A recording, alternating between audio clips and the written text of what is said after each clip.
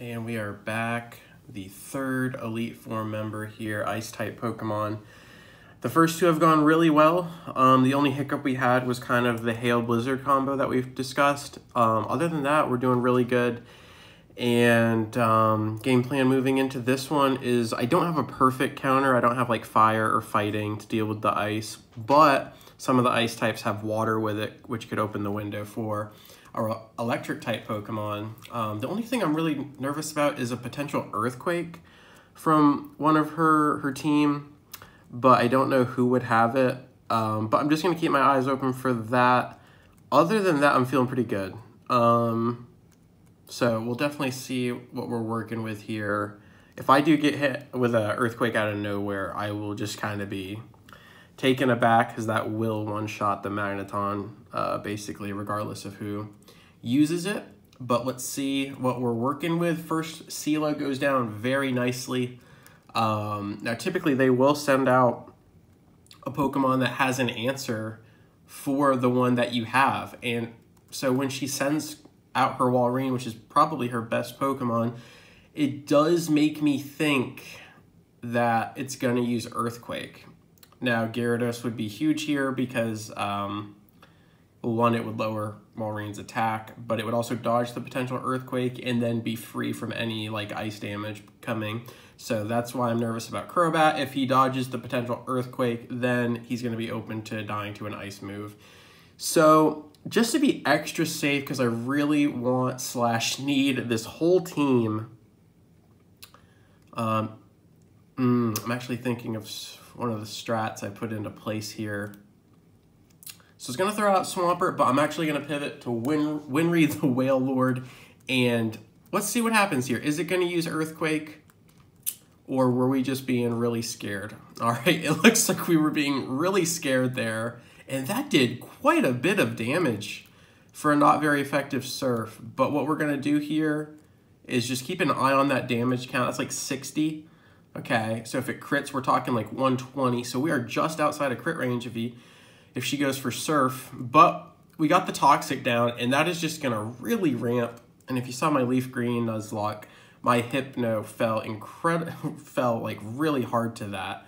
Now, I don't think Surf is going to do much here, but I'm just going to let the Walrein know who she's dealing with. And then what I really want here is just to go to rest. And all right, now we are in crit range. So we're going to rest and let the Toxic really take hold here. Now, the only thing we want to look out for... Okay, there's the... Oh, wow. Oh, my gosh. That got really close. But we do have a berry to save from the frozen. And we're going to get the rest off. That was way, way too close. We just got to be a lot more careful than that if we want to win this. I completely forgot that the Walrein had been attacking first and almost lost to that. Okay, so Walrein is pretty gung-ho on using Surf and Ice Beam. And if it had Earthquake, I mean, come on. She would have used it right away on Magneton, right? So I'm thinking we swap into the Lantern. We get a lot more HP here.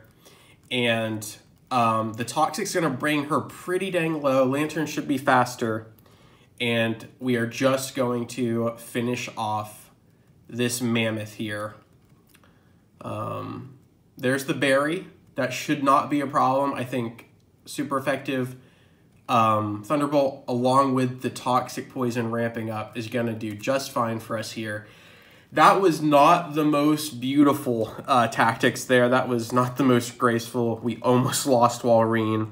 But the prepared Ice Berry came in clutch. And again, just playing around that potential Earthquake, I think, was really big. Now, we have to assume that Glacia, might know Earthquake as well.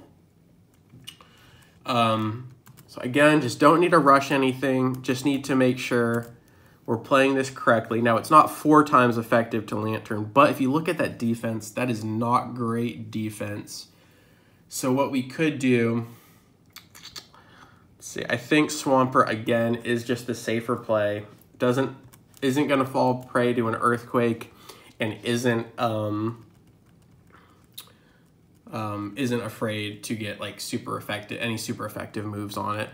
So just a lot safer. We're just trying to navigate this, do this right. We're going to lose some speed here. I do not believe Glalie has Levitate, so Earthquake should hit. I could be wrong there. Let's see. Okay. Beautiful, beautiful. And I think she does have another Glalie, so we already know Earthquake can hit. What's the damage here? That's actually a decent spot. You'd rather it be right there than in the red to get that potion sometimes. And so Glalie is actually faster because of the Icy Wind, but we killed this one. So if they have another Glalie, that Glalie is going to be faster and then can potentially really do some damage here. Now, CeeLo might be slower, but again, we're just going to navigate this. We're going to play this smart and real quick. So CeeLo is going to be doing special defense. Oh, that is why. I think in the process of training Wailord, I think I really neglected the special defense, or Wailord's special defense is already naturally low.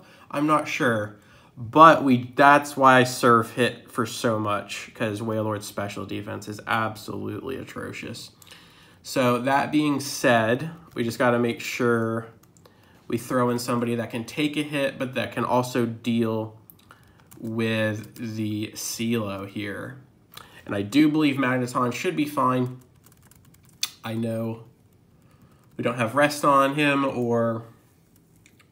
but the fact that Earthquake is like the moneymaker when you're going against Magneton, because it is 4 times, it hits really hard, and like if it's a ground type, I can't even hit them. So it's really scary sometimes.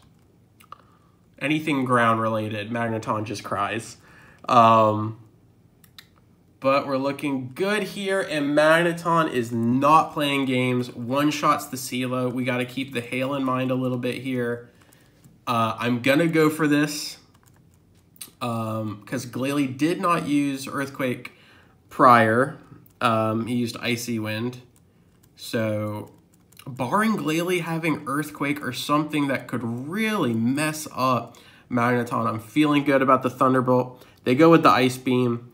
We should be fine here. And again, not the cleanest, playing a little bit scared, maybe having some thoughts of the last failed run in the back of my mind, but it's okay. We're going to land this Thunderbolt. We're going to take a deep breath. Going to take a quick intermission here and really prepare ourselves for this dragon fight. Things got so real so quickly last run. We got to watch out for the crits. We got to watch out for the missed attacks. And if we can navigate this and play this correctly, we will win this. We will successfully complete this revenge tour.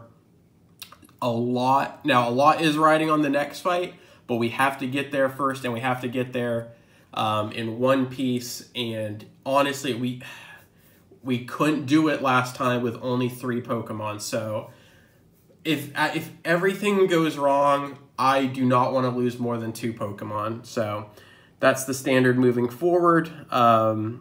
Thank you for your time, and I will see you guys really, really soon.